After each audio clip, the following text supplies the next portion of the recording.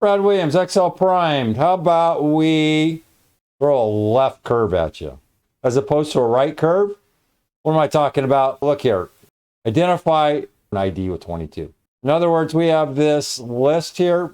Show me anything that has 22. Well, none of them have 22. Hit F9. And we have one. How does this work? Well, here's the left curve. We use the left function, as we have in the past, to do what?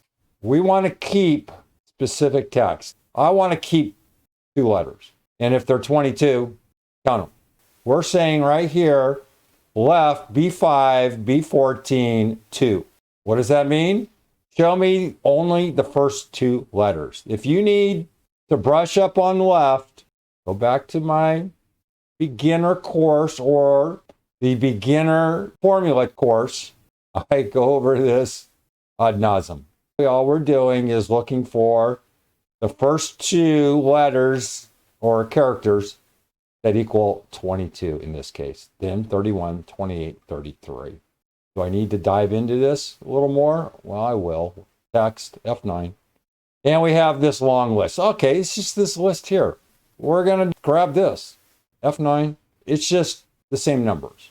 Any of them equal 22? Well, it does. Because as soon as we convert these over, what happens? They turn into text. We have to put into unary. We have to convert everything over so it's readable. That's it. SUMPRODUCT is just going to do this.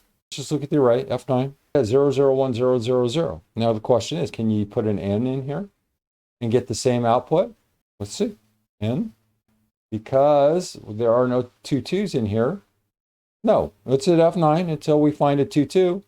And let's see if this thing is rejected. F9. See, the 22 shows up, even using the N. So we provide multiple answers or solutions to this problem. Practice, practice, practice. Keep practicing.